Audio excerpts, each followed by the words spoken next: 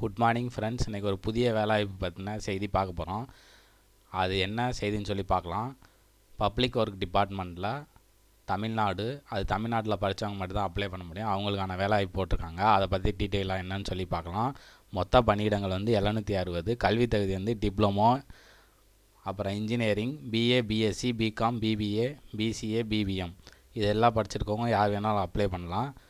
நம்ம சேனலில் அப்போ தான் ஃபஸ்ட் டைம் பார்க்குறதா இருந்தால் சப்ஸ்கிரைப் பண்ணிக்கிறங்க. அரசு வேலைவாய்ப்பு சம்மந்தமான நியூஸ் உங்களை வந்து சேரணும்னா நம்ம சேனலை சப்ஸ்கிரைப் பண்ணிக்கிறங்க. அதுபோல் இது உங்களுக்கு பிடிச்சிருந்தா லைக் பண்ணுங்கள். அது மாதிரி உங்கள் ஃப்ரெண்ட்ஸுக்கு யாருக்கும் தேவைப்படுச்சுன்னா ஷேர் பண்ணி கொடுங்க. இப்போ டீட்டெயிலாக என்னன்னு சொல்லி பார்க்கலாம் வாங்க.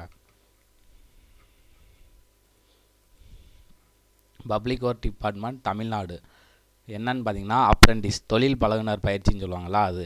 இது ஏற்கனவே ஃப்ரெஷ்ஷாக நீங்கள் முடிச்சிருப்பீங்களா, காலேஜ் முடிச்சிருக்கோம். இதை வந்து வாய்ப்பை பயன்படுத்தி இந்த ட்ரைனிங் வந்து முடிச்சு வச்சுக்கோங்க. ஏற்கனவே நீங்கள் ஏதாவது புதுசாக கம்பெனி இதுக்கெலாம் போயெல்லாம் உங்களுக்கு ட்ரைனிங் ஏற்கனவே முடிச்ச அனுபவம் இருந்துச்சுன்னா உங்களுக்கு ப்ரிஃபரன்ஸ் கொடுப்பாங்க. அது மாதிரி உங்கள் வேலைக்கு எடுக்கையில் நிறைய இடத்துல வந்து அலக்களிப்பாங்க. அது மாதிரி இந்த மாதிரி ட்ரைனிங் முடிச்சுக்கிட்டிங்கன்னா நீங்கள் வந்து ஃப்ரெஷ்ஷர் இல்லாமல் என்கிட்ட ஒரு ட்ரைனிங் இருக்குது, முடித்த சர்டிஃபிகேட் இருக்குது அப்படின்னு சொல்கிறப்போ உங்களுக்கு வந்து ப்ரிஃபரன்ஸ் கொடுப்பாங்க. அதனால் இப்போ ரீசெண்டாக பாஸ் எப்போ பண்ணியிருக்கவங்கன்னா 2020, 2021, 2022, 2023, 2024 இதில் வந்து முடிச்சிருந்தீங்கன்னா நீங்கள் எல்லாருமே இதை வந்து அப்ளை பண்ணுங்கள். அது மாதிரி இது எக்ஸாம் கிடையாது. நீங்கள் வாங்கியிருக்கீங்களா மார்க்கு, ஸ்கூலு காலேஜ் அதில் வாங்கியிருப்பீங்களா மார்க், அதை அடிப்படையில் செலக்ட் பண்ணுவாங்க. எக்ஸாம் கிடையாது. அதனால் கண்டிப்பாக எல்லாருமே அப்ளை பண்ணுங்கள். அது மாதிரி நம்ம வீடியோ வந்து ஸ்கிப் பண்ணாமல் பாருங்கள். அப்போ தான் நான் என்ன சொல்கிறேன்னு சொல்லிட்டு உங்களுக்கு புரியும். கேட்டகிரி 1 ஏன்னு சொல்லி 1ல் வந்து ஏ கேட்டகிரி 1 இது வந்து கிராஜுவேட் அப்ரெண்டிஸ். ஓகேங்களா.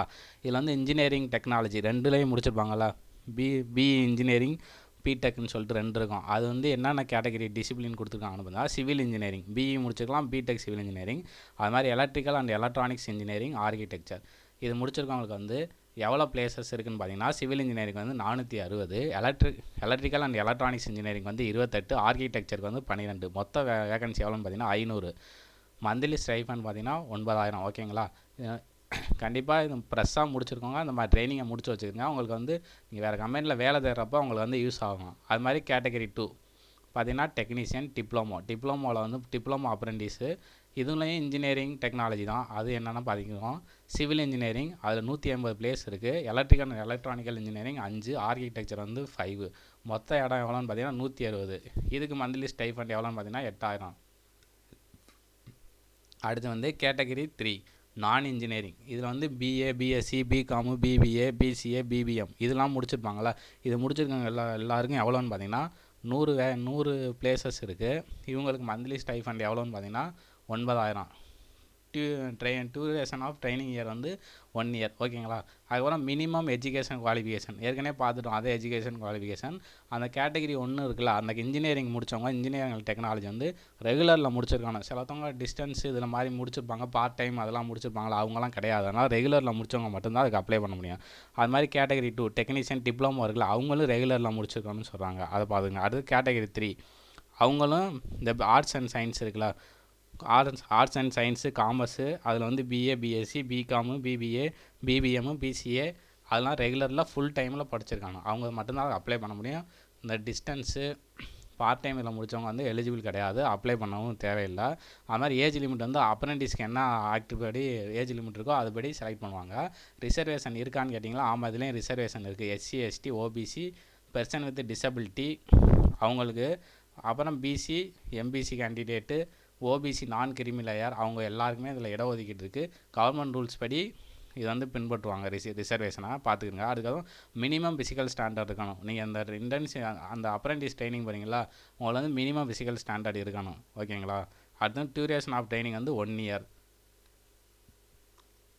அதுக்கு மாதிரி ஏற்கனவே நீங்கள் அப்ரெண்டிஸ் முடிச்சிருந்தீங்கன்னா வேறு எங்கேயாவது டிபார்ட்மெண்ட்டில் அவங்க வந்து இது எலிஜிபிள் கிடையாது.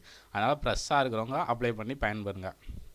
செலெக்ஷன் ப்ரொசீஜர் பார்த்தீங்கன்னா நீங்கள் ஏற்கனவே மார்க் வாங்கியிருப்பீங்களா, அது அடிப்படையில் தான் ஷார்ட் லிஸ்ட் பண்ணுவாங்க. ஷார்ட் லிஸ்ட் பண்ணிட்டு அந்த பெர்சன்டேஜ் இருப்பாங்கள்ல 10th 12th காலேஜ் அந்த பெர்சன்டேஜ் மார்க் அடிப்படையில் அவங்கள ஷார்ட் லிஸ்ட் பண்ணுவாங்க. ஷார்ட் லிஸ்ட் பண்ணிட்டு சர்டிஃபிகேட் வெரிஃபிகேஷன் எங்கே நடக்கும்னா பப்ளிக் ஒர்க் டிபார்ட்மெண்ட் சென்னையில் நடக்கும். அதை பார்த்துக்குங்க. அதுக்கப்புறம் procedure for registration and submission of application சொல்லி கொடுத்துருக்காங்கல்ல, பப்ளிக் ஒர்க் டிபார்ட்மெண்ட்டு வெப்சைட்டில் அந்த வெப்சைட்டில் போயிட்டு கேட்டகிரி நீங்கள் வந்து கவனமாக ஃபில் பண்ணணும். அப்ளிகேஷன் ஃபில் பண்ணுறப்ப கேட்டகிரி ஏயா, பியா, சியான்னு சொல்லி ஃபில் பண்ணணும். கேட்டகரியில் வந்து இன்ஜினியரிங் அண்ட் டெக்னாலஜி அவங்க முடிச்சிருப்பாங்களா, அவங்க இந்த யூஆர்எல்லில் போயிட்டு இந்த டைப் பண்ணிவிட்டு அதில் போயிட்டு நீங்கள் ஃபில் பண்ணுங்கள். அது மாதிரி கேட்டகரி பி வந்து டிப்ளமோ பார்த்தோம்ல, அவங்க போயிட்டு இந்த கேட்டகரி பியில் ஃபில் பண்ணணும். அதை கவனமாக இது பண்ணிங்க. அது கேட்டகரி சி வந்து நான் இன்ஜினியரிங் ஸ்டூடெண்ட்ஸ், ஓகேங்களா, அவங்க வந்து கேட்டகரி சியில் போயிட்டு ஃபில் பண்ணணும். இந்த லாகின் பண்ணிட்டு ஃபர்கட் பாஸ்வேர்டு அவங்க என்ன சொல்லியிருக்காங்களோ அது மாதிரி இமெயில் ஐடியும் ஆக்டிவ் மொபைல் நம்பரும் கண்டிப்பாக வச்சுருக்கணும். அப்போ தான் அவங்க எல்லா இதுவுமே காண்டாக்டுமே அவங்கள ஒன்று மெயில் ஐடியில் இது பண்ணுவாங்க, இல்லைன்னா ஃபோன் நம்பருக்கு மெசேஜ் வரும். இது மூலமாக தான் காண்டாக்ட் பண்ணுவாங்க. அதனால் நீங்கள் அது ரெண்டே ஆக்டிவாக வச்சுருக்க நம்பரை ரிஜிஸ்டர் பண்ணுங்கள், ஓகேங்களா. அதுக்கப்புறம் நீங்கள் ட்ராவலு, ஃபோர்டிங், லாட்ஜிங்லாம் எல்லாமே அவங்க சொந்த செலவில் தான் இது பண்ணணும். அவங்க எந்த அலோன்ஸும் கொடுக்க மாட்டாங்க அப்படின்னு சொல்லிட்டு அதை கொடுத்துருக்காங்க. அதனால் அவங்க சொந்த செலவில் நீங்கள் போயிட்டு வரணும். ஆன்லைன் அப்ளிகேஷன் எப்போ ஸ்டார்ட் ஆகுதுன்னா 25/11/2024. லாஸ்ட் டேட் எப்போன்னு பார்த்தீங்கன்னா 31/12/2004. இந்த வருஷம் கடைசி நாள் வர லாஸ்ட் டேட் இருக்குது, பார்த்துக்குங்க. அதுக்கப்புறம் ஷார்ட் லிஸ்ட் எப்போ டிக்ளேர் பண்ணுவாங்கன்னா அடுத்த வருஷம் ஜனவரி 8/2025. அப்போ வந்து ஷார்ட் லிஸ்ட் வந்து வெளியிடுவாங்க இந்த வெப்சைட்டில். அது மாதிரி verification, certificate verification shortlisted கேண்டிடேட்டுக்கு எப்போ நடக்கும்னு பார்த்தீங்கன்னா அது எங்கன்னா சென்னையில் தான் நடக்கும். டேட்டு கொடுத்துட்டாங்க 21/1/2025, 24/1/2025. ஒரு 4 நாள் நடக்குது. 21, 22, 23, 24 4 நாள் நடக்குது, பார்த்துக்குங்க. 4 நாளைக்குள்ள சர்டிஃபிகேட் வெரிஃபிகேஷன் நடக்கும். அது மாதிரி 1 இயர் அப்போ கரெக்டாக அடுத்த வருஷம் ஃபுல் 1 இயர் உங்களுக்கு கம்ப்ளீட் ஆகிடும். அதுக்கப்புறம் நீங்கள் எங்கேயாவது வேலை தேடி போகிறப்ப இந்த இதை காட்டினீங்கன்னா உங்களுக்கு ப்ரிப்பேர் கொடுப்பாங்க. அதுதான். அது மாதிரி நீங்கள் இன்கம்ப்ளீட்டாவோ இல்லைனா எரராவோ தப்பாக நீங்கள் அப்ளிகேஷன் ஃபில் பண்ணிட்டீங்கன்னா உங்கள் அப்ளிகேஷன் வந்து ரிஜெக்ட் ஆகிடும். ஆனால் அப்ளிகேஷன் ஃபில் பண்ணுறப்ப ரொம்ப கேர்ஃபுல்லாக ஃபில் பண்ணணும். அதுதான் சொல்லியிருக்காங்க, இல்லைனா ரிஜெக்ட் ஆகிடும்னு சொல்லிட்டு. அதெல்லாம் கவனமாக ஃபில் பண்ணுங்கள். அது மாதிரி உங்களுக்கு எதுவும் சந்தேகம் இருந்துச்சுன்னா கமெண்ட் பாக்ஸில் கேளுங்க. இந்த நம்ம சேனலை இப்போ தான் ஃபஸ்ட் டைம் பார்க்குறீங்க, சப்ஸ்கிரைப் பண்ணிக்கிறங்க. உங்களுக்கு யூஸ்ஃபுல்லாக இருந்துச்சுன்னா கமெண்ட் பாக்ஸில் எதுவும் சொல்லுங்கள், சொல்ல வரும்னா சொல்லுங்கள். அது மாதிரி உங்கள் ஃப்ரெண்ட்ஸுக்கு யாருக்கும் தேவைப்படுச்சுன்னா அந்த வீடியோ ஷேர் பண்ணி விடுங்க. Thank you friends. மீண்டும் ஒரு வேலை விஷயத்தில் அவங்கள சந்திக்கிறேன். தேங்க்யூ.